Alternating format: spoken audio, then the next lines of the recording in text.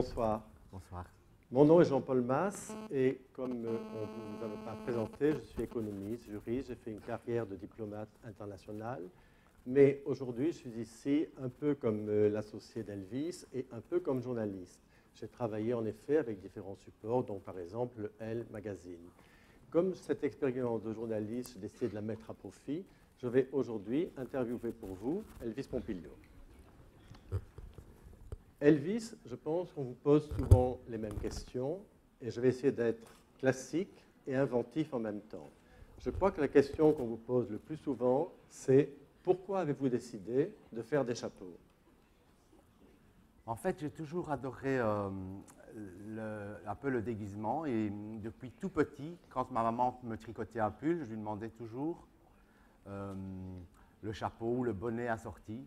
Et donc, depuis ma plus tendre enfance, j'ai commencé déjà à faire des chapeaux aussi pour mes neveux qui, quand ils allaient au carnaval, par exemple, je leur faisais déjà des chapeaux avec ce que j'avais sous la main, des agrafes, de la colle, du tissu, tout ce que je pouvais. Et donc, j'ai commencé à faire des chapeaux déjà très, très jeune. Donc, j'avais même à peine 10 ans.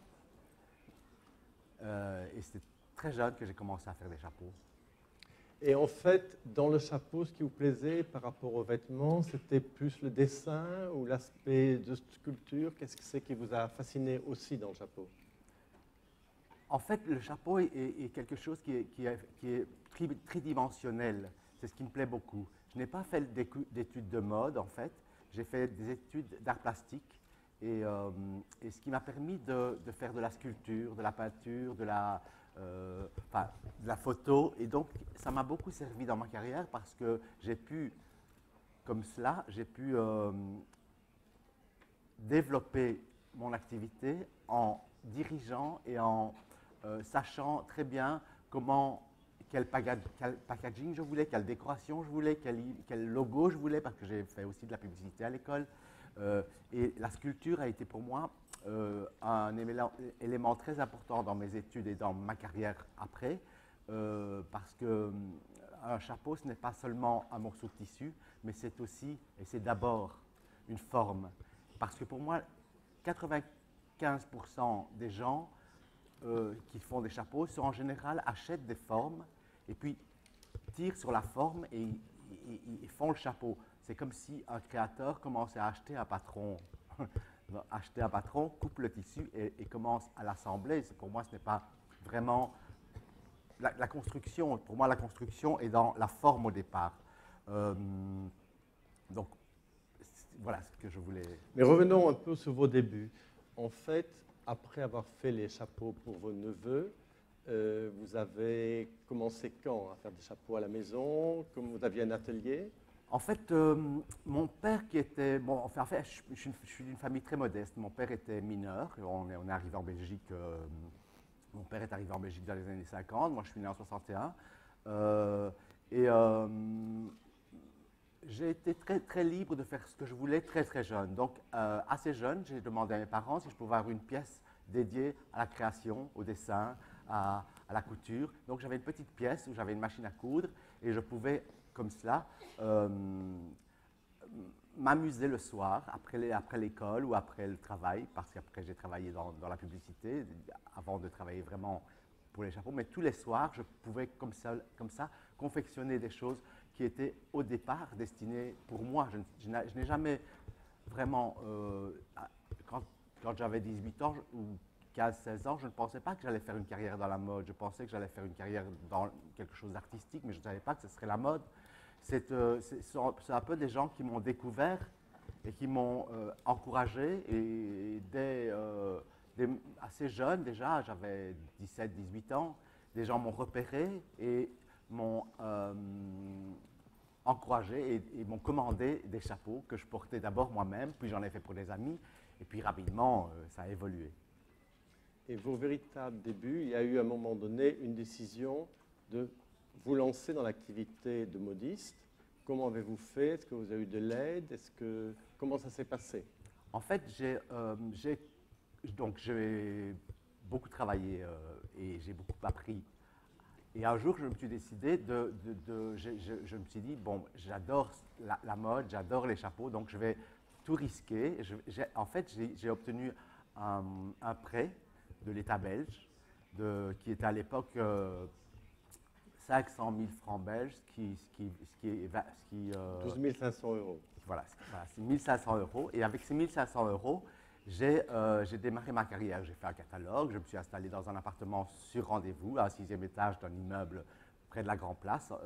Et j'ai tout dépensé pour pouvoir démarrer cette carrière qui a démarré vraiment très très bien, très facilement. Déjà, dès le début, j'ai été approché par des maisons, des boutiques à Bruxelles dont genre Dior, Valentino. Voilà, Dior, Valentino m'ont déjà demandé, dès que je suis arrivé, de faire des chapeaux qui étaient assortis et qui étaient dans les vitrines de Dior à Valentino. C'était il y a 26 ans environ. Donc les choses étaient peut-être moins précises qu'actuellement. Mais c'était déjà pour moi un grand challenge d'être dans les vitrines des plus belles avenues et des plus luxueux magasins à Bruxelles. Oui, et en fait, vous voyez, Elvis, quand il parle d'argent, il confond 12 500 euros, 6 500 euros. Et à ce sujet-là, il y a une anecdote qui explique pourquoi j'ai commencé à m'occuper un peu des affaires d'Elvis.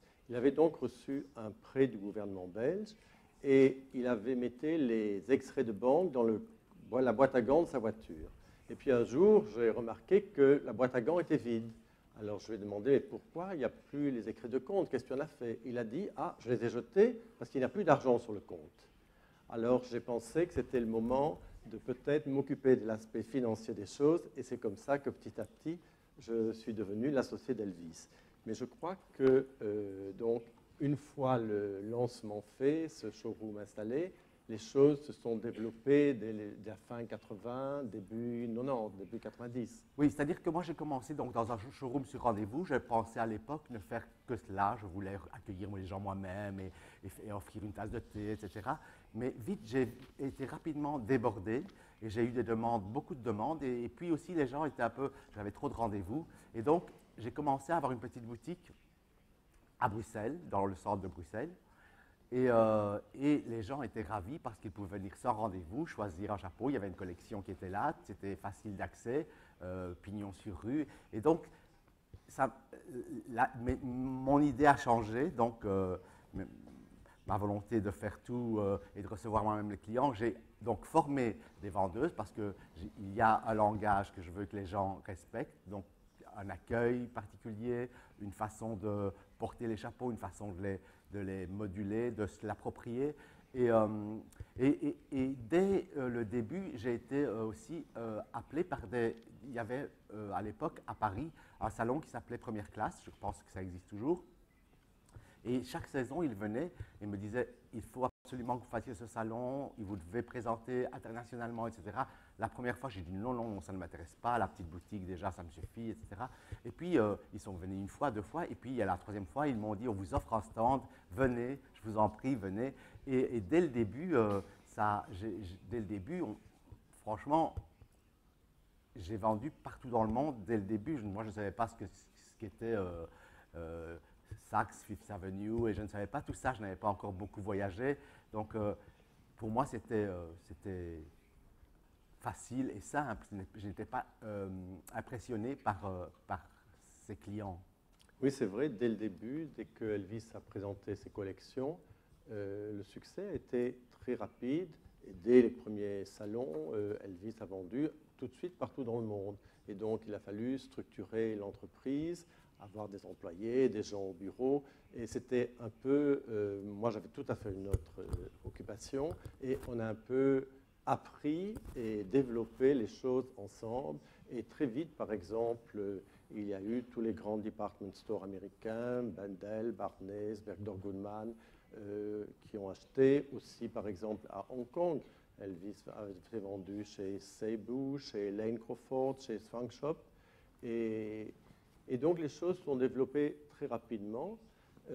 En même temps, on a dû apprendre à trouver des fournisseurs, à trouver des matières. Moi, je voyageais énormément. Et donc, parfois, partout où j'allais, je cherchais des nouvelles matières. et aussi des nouvelles façons de faire les choses.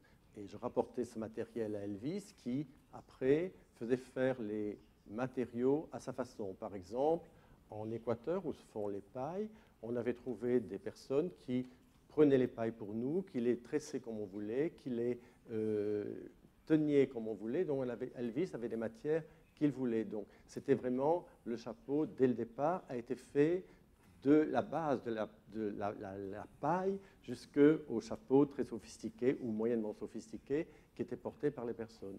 Donc ça a été ceci très intéressant à mettre sur pied, et je crois que par rapport à ce qu'Elvis disait tout à l'heure, ça n'avait rien à voir avec des personnes qui achètent des bases, des chapeaux tout faits ou des chapeaux qu'ils améliorent. Ceci était vraiment une entreprise du point de départ jusqu'au point d'arrivée. Mais je pense que il est bon aussi de revenir sur les débuts, et il était important, par exemple, de noter que dans la première boutique, la première toute petite boutique qu'Elvis avait, eh bien, le premier client mondialement connu était quand même Harrison Ford, qui est venu un jour et qui a acheté plein de chapeaux. Et donc ça faisait quand même plaisir, et donc c'était aussi une incitation à continuer. Et je crois que c'est comme ça qu'entre les années 90, 90 et 2000, les choses ont continué à se développer. Oui, on s'est développé, on s'est rapidement développé. Donc d'abord une personne, un assistant, puis deux, puis trois, puis à la fin on était 30 dans un atelier gigantesque. Et on vendait partout dans le monde. On faisait 30 000 chapeaux faits à la main, vérifiés un par mois. On a eu une boutique à Anvers, une à Londres, une à Paris, une énorme à Bruxelles, et plus toutes les ventes internationales qui étaient via le salon première classe, donc 2 collections par an, printemps-été, automne-hiver. Et ça a été un grand, grand plaisir de développer cela et d'arriver vraiment, parce que le fait de commencer une carrière, je pense que tout le monde peut commencer et se faire remarquer. Pour moi, quelque chose de très important, c'est de commencer, se faire remarquer, avoir du style, avoir une identité, et après durer, c'est-à-dire que monter et puis après durer, c'est peut-être quelque chose de plus difficile. Oui, c'est aussi à ce moment-là qu'Elvis, je pense, vous avez commencé à être sollicité par des maisons différentes pour des collaborations. Je crois que, par exemple, vous avez collaboré à l'époque, c'était la grande époque de Thierry Mugler, et vous avez été approché pour collaborer avec lui, ainsi qu'avec d'autres maisons, je crois. Oui, j'ai collaboré avec énormément de maisons de couture ou de prêt-à-porter de luxe. Ce qui était pour moi nouveau, ce qui était un nouveau challenge aussi, c'était assez impressionnant d'aller chez quelqu'un comme M. Thierry Mugler, qui était à l'époque au sommet de sa gloire, quand il a lancé le parfum Angel. C'était le premier défilé méga, je pense, de Thierry Mugler. Et là, j'ai collaboré avec M. Thierry Mugler. Après, j'ai collaboré aussi avec des gens beaucoup plus classiques et beaucoup plus traditionnels. M. Ferraud, quand il était vivant, je travaillais avec lui. Chanel, ça a été une autre expérience. Et puis tous les créateurs belges, pour qui j'ai vraiment beaucoup de respect et avec qui je partage beaucoup de bons moments.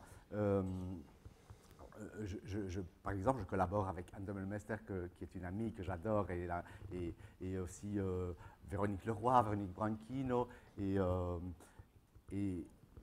voilà, c'est toujours un plaisir, un nouveau challenge. Rien n'est jamais terminé, et j'aime beaucoup le changement. Et donc, avec toutes ces expériences différentes, c'est très gratifiant, très amusant, c'est chaque fois comme si c'était la première fois. Et on voit ici des photos qui passent derrière. Je crois qu'il y a eu quand même des images, des collaborations avec Véronique Leroy, avec Véronique Branchino, Anne Demmelmeister. Il y a aussi, je crois, des collaborations, mettons, avec Axel Red, qui est une chanteuse très connue en Belgique et en Europe, de toute façon. Et également, vous aviez commencé à parler de vos clients célèbres. Je crois que vous avez eu beaucoup de célébrités royales et non royales. Ah oui, oui, j'ai fait beaucoup de chapeaux pour les reines européennes, genre la reine de Hollande, la reine de Suède, la reine de Norvège. Récemment, j'ai fait un chapeau pour Sa Majesté la reine Mathilde quand elle s'est déplacée au Luxembourg. Elle était magnifique dans une tenue Anne de Meulemeister bleu roi, et je lui ai fait un bibi très très joli et qui lui allait très très bien. Je suis très fier de cela. Et en plus, bon, mais j'ai rencontré aussi des gens comme Sharon Stone, Blondie, Madonna et beaucoup de gens qui est pour moi, de toute façon, chaque fois une belle expérience, mais même chaque personne est différente et chaque personne m'intéresse beaucoup. Et le fait de faire des chapeaux aussi, pour moi, c'est un métier formidable parce qu'on n'est pas obligé de faire des choses qui soient uniquement pour les femmes entre 20 et 30 on peut faire, moi je fais des chapeaux pour les bébés, mais j'en fais aussi pour des défilés hyper pointus, mais j'en fais aussi pour des dames âgées qui viennent. L'autre jour, j'ai une femme qui avait 102 ans qui venait acheter son petit chapeau pour l'hiver et c'était formidable de pouvoir faire un chapeau de qualité parce que cette personne connaissait les chapeaux de qualité, connaissait et savait que je pouvais lui faire un petit chapeau sur mesure qui serait quelque chose qu'elle pourrait porter encore, j'espère, beaucoup d'années. Oui, ce qui est important aussi de dire, c'est que dès le départ, Elvis a été très soutenu par la presse. Bien sûr, tout d'abord en Belgique, où vraiment la presse a été toujours très gentille, c'est peut-être pas le bon mot, mais très enthousiaste pour tout ce qu'Elvis faisait. Et petit à petit, quand les choses se sont développées, quand les productions dans le monde se sont développées, la presse mondiale s'est vraiment intéressée à Elvis, qui a eu la cover de magazines aussi importants que le Elle américain, des parutions magnifiques dans le Vogue, dans les plus grands magazines italiens, dans le Elle allemand, etc. Et donc, ceci a aussi conforté Elvis dans son idée, dans son image, et l'a certainement aidé aussi à avoir accès à tous ces department stores, parce que comme on l'a dit tout à l'heure, c'était vraiment étonnant de voir en très peu d'années un développement de zéro, ou presque zéro, à une activité où il y avait des centaines, des milliers de chapeaux qui partaient un peu dans tous les coins du monde chaque saison. Et c'était vraiment excitant et enthousiasmant. Elvis parlait également aussi de l'activité dans les boutiques, et c'était une grande activité parce que Elvis est très perfectionniste, et donc, comme il expliquait, il voulait que les vendeuses, par exemple, soient habillées d'une façon, accueillent les clients d'une façon, disent telle et telle phrase. Et alors, dès qu'il y avait quelque chose qui n'allait pas, elles étaient inquiètes ou lui était inquiet. Et un jour, par exemple, la reine de Norvège vient à la boutique, Elvis n'était pas là, et elle fait une commande pour elle, pour sa fille, et puis elle repart. Et la responsable de la boutique était très inquiète parce qu'elle vient et elle nous dit, voilà, j'ai pris une commande, c'est la reine de Norvège, mais elle ne m'a pas donné son adresse. Elle a simplement dit Palais Royal, Oslo. Et alors on a beaucoup ri parce qu'évidemment, la reine de Norvège, le Palais Royal, c'est son adresse. Et c'était amusant à quel point les personnels que l'on avait, les gens qui ont travaillé, étaient concernés et faisaient vraiment une équipe avec nous. Et ça a été toujours très enthousiasmant. Et je pense que le mérite en revient à Elvis, qui a su donner aux personnes qui travaillaient avec lui l'envie de bien faire. Avoir un atelier d'une trentaine de personnes à Bruxelles, ça paraît très peu bien sûr, mais tous les chapeaux sont faits à la main et chaque chapeau est un chapeau. Ce n'est pas comme dans la confection où on demande à une usine de faire les vêtements et ils sortent identiques. Un chapeau à 1 mm ou 2 mm près n'est pas le même chapeau. Et donc, Elvis va vous expliquer tout ce qu'il faisait, parce que je crois qu'il ne s'agissait pas seulement de créer, mais il faisait beaucoup de choses. C'est-à-dire que, en fait, le fait aussi de travailler énormément, travailler 7 jours sur 7, fait qu'on doit vraiment faire attention à tout et avoir un œil très exercé et très observateur. Moi, 1 centimètre, je peux le voir à 10 mètres, si un chapeau a 1 centimètre de plus ou de moins. Elvis faisait aussi, par exemple, beaucoup, puisqu'il avait fait les études d'art graphique, tout ce qui était la présentation dans les boutiques, les vitrines, étaient faites par lui. Et donc, puisqu'il y avait 4 boutiques, chaque fois, on reproduisait ou on transportait d'une boutique à l'autre les éléments. Et Elvis, par exemple, dans la boutique de Bruxelles, qui était très grande, qui avait 27 mètres, je crois, d'angle de vitrine, ou 30 mètres, je ne sais plus, il y avait chaque fois comme un show dans les boutiques. Et par exemple, c'était à cette époque-là, Elvis faisait des présentations avec des mannequins vivants dans les boutiques. Et donc, c'était toujours un événement, c'était amusant. Et je crois que ça donnait aussi beaucoup de travail. Et c'est peut-être cet aspect-là qui, à un moment donné, a dérangé Elvis. Oui, parce qu'à un moment donné, bon, finalement, avec tout ce succès et toute cette production, donc vous pouvez imaginer, enfin je ne sais pas si vous pouvez imaginer, mais 30 000 chapeaux par an, faits chacun un à la main, et que je devais quand même vérifier, même si je ne les faisais pas tous moi-même, je devais les voir quand ils étaient terminés. Il y avait un prototype, et puis il y avait peut-être 10, 15 ou 20, parce que dans ce métier, il y a une réalité. Je ne fais pas des choses uniquement pour que ce soit photographié. Même si, quand je collabore avec Anne de Meulemester, il y a le défilé, et puis il y a une production. Et une production, c'est peut-être 3, 4, 500 chapeaux, parfois 1000 chapeaux. Et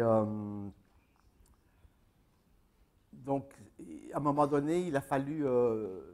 j'étais devenu un peu un gestionnaire, et ça, ce qui ne me plaisait pas du tout, en fait, parce que moi, j'aime la liberté, j'aime la création, mais commencer à aller de gauche à droite et de droite à gauche, et commencer à juste vérifier, avoir 10 jours pour faire une collection, et vérifier si tout était bien, si tout était parfait, si les choses partaient à temps, etc., mon métier était devenu un métier que je n'avais pas choisi. Donc, à un moment donné, je me suis préparé et j'ai décidé d'arrêter toutes les boutiques sans faire de mal à personne, sans chaque fois que quelqu'un voulait partir, je ne le remplaçais pas. Donc petit à petit, il a fallu 2 ans avant de fermer la première boutique. Et puis les choses ont continué. J'ai fermé la seconde boutique à Anvers. Et puis il restait la boutique de Paris que j'ai continué parce qu'il restait encore des gens qui travaillaient pour moi. Donc en attendant qu'ils se lassent un petit peu, parce que vous savez, les gens doivent un peu parfois évoluer, donc viennent chez vous, apprennent et puis partent et s'envolent et font peut-être leur propre création, leur propre chose. Donc c'est pour cela que j'ai arrêté pendant 8 ans et j'ai donc continué à collaborer avec les créateurs style comme je vous l'ai dit, Anne de Meulemester, Chanel, Ferro, Mugler, enfin beaucoup de maisons. J'ai continué à faire les chapeaux, mais je n'avais plus pignon sur rue, donc je ne pouvais plus accueillir moi-même les clients. Et puis, il y a 4 ans, j'ai décidé, un peu moins de 4 ans, j'ai décidé de redémarrer et d'être seul. Donc, je suis seul à l'atelier, je travaille 16 jours sur 7, je suis le vendredi, le samedi et le dimanche dans la boutique, et les autres jours de la semaine, je suis à l'atelier, plus tous les événements, la presse, etc., qu'il faut gérer. Donc, j'avais dit, quand j'ai ouvert il y a 4 ans cette boutique, j'avais dit, bon, je ferai ça pendant 3 ans. Bon, maintenant, j'ai dépassé ces 3 ans, ça va faire 4 ans. Là, la boutique que j'ai au Sablon, à Bruxelles, va se fermer le 30 janvier environ. Et après cela, donc, j'ai des projets de faire une boutique en ligne, avec des explications précises et quelque chose de, j'espère, un peu nouveau et un peu à ma façon. Et aussi, je vais collaborer avec une dame qui s'appelle Maria Luisa, qui a un partenaire en Chine, qui va ouvrir 100 boutiques et qui voudrait absolument que je sois présent dans ces boutiques avec mes chapeaux. Donc, je vais aussi faire cela. Donc, vous pourrez trouver facilement des chapeaux ici en Chine et même... Enfin, bientôt, ce n'est pas encore parti parce que je dois un peu d'abord faire les productions d'Anne de Meulemester et mes propres productions. Et donc, après cela, il y aura aussi un department store dans la boutique à Paris, le grand magasin Le Printemps. Je vais aussi avoir un petit corner où je vais pouvoir aller de temps en temps et profiter des clients. Oui, c'est allé très vite dans cet exposé de carrière. Si je comprends bien, vous avez à un moment donné arrêté, fait un peu une pause, fait des collaborations. Vous avez également collaboré avec la maison Chanel pendant de longues années. Puis vous avez recommencé. Et maintenant, vous arrêtez à nouveau la boutique et puis vous allez faire autre chose. C'est ça. C'est une carrière résumée assez rapidement, mais c'est cela. C'est cela, oui. Et peut-être que dans 2 ans, si j'ai envie, parce que comme je suis libre et que j'ai envie de faire ce que j'ai envie de faire, enfin, je suis un peu têtu et un peu capricieux, comme certaines personnes peuvent le dire. Si j'ai envie de réouvrir une boutique dans 2 ans, je le ferai. Bien. Eh bien, je crois qu'on a fait un petit peu le tour. Je ne sais pas si j'ai posé toutes les bonnes questions, mais peut-être que vous en avez. Et si vous n'en avez pas, j'aurai sûrement d'autres questions à poser à Elvis. Merci de votre attention.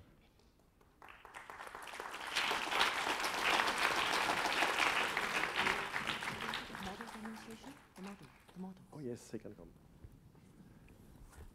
Je vais faire une petite, juste pour vous montrer un petit peu une des caractéristiques de mon travail, je vais vous montrer quelques chapeaux. En fait, ceci, c'est la casquette, en fait, la première forme que j'ai réalisée en bois et qui est devenue une casquette. C'est un peu un chapeau classique, mon classique. C'est le logo aussi. Quand vous voyez le logo Elvis Pompilio, c'est ça, avec moi, en de profil un peu plus jeune, mais c'est moi. Et avec cette casquette qui a été faite en une seule pièce, sans couture. Et donc, c'est un travail qui est assez intemporel et qui, depuis des années, depuis toujours, elle est toujours en boutique et je pense qu'elle le sera toujours parce que ça fait un peu partie de mon ADN. Ce qui est aussi fait partie de mon ADN, c'est un peu ces chapeaux transformables. Je vais vous montrer sur ces charmantes demoiselles qui sont là pour... je vais vous montrer les chapeaux que je fais. Ils sont assez intéressants. Comme je vous l'ai dit, j'aime que les gens s'approprient le chapeau. Donc, si on veut le porter tous les jours, c'est un chapeau qu'on peut porter très simplement comme ceci. Vous avez un chapeau très simple ou qui peut se porter comme ceci, qui existe dans toutes les couleurs et dans des matières formidables qu'on peut mettre dans sa poche, donc le côté un peu moderne et un peu actuel, qui résiste à la pluie, etc. Parce que je suis très soucieux de la qualité et j'ai envie que ces chapeaux résistent au temps aussi. J'aime que les chapeaux durent 20 ans, je déteste le prêt-à-jeter. Donc, le même chapeau, le voici dans une autre couleur et il est transformable. Regardez, il peut vraiment changer de forme. Et c'est le même chapeau qui devient quelque chose de très, très différent. Voilà, ça, c'est le même chapeau. Donc, je vous montre le même chapeau. Et il est aussi, je le fais dans plein de couleurs. Et donc, voilà encore le même chapeau qu'on peut encore porter de vraiment 1000 façons. Et c'est ce que je vous expliquais, que j'aime que les gens s'approprient le chapeau. Voilà. Et voilà, je vous montre 3 exemples, mais il y en a encore beaucoup. Et j'aime aussi faire des choses très simples pour le ski, des bonnets amusants comme ça. Je vais vous montrer un bonnet que j'ai fait quelques années. Voilà. Donc, je ne fais pas que des chapeaux sophistiqués pour les reines, je fais aussi des chapeaux pour le ski. En fait, le métier de modiste, c'est un métier formidable parce qu'on peut faire des choses très sophistiquées ou des choses très cool qu'on peut porter tous les jours, qu'on peut mettre dans sa poche et qu'on peut s'approprier. Voilà, j'espère que ça vous a plu et que voilà, si vous avez des questions, vous pouvez me les poser. J'aime aussi m'amuser avec les codes, des codes différents, et voilà, des petits chapeaux amusants comme ceci. J'aime m'amuser aussi. Voilà. Et voilà. Voilà, je vous ai... En fait... Thank you very much. So we have a couple of minutes for Q&A for the floor. Hello, Dagar Hong, Hi David de Hong Kong Fixa. Merci Elvis, c'est super. Et j'ai une question très importante. Nous avons le même coiffeur et je voudrais savoir si vous avez développé des skull caps. Have you done things that would make us bald men a little bit more fashionable?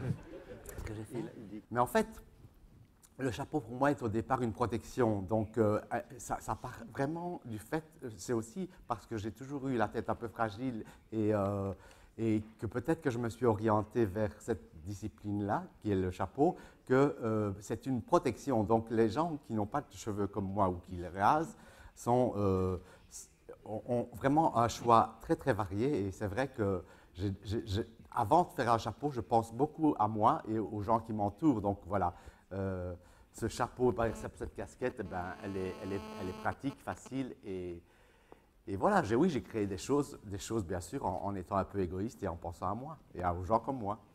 Well, thank you for sharing such a fascinating journey with us. Those hats are really cool. C'est très cool. All right. Thank you to Mr. Pompilio and Mr. Mas.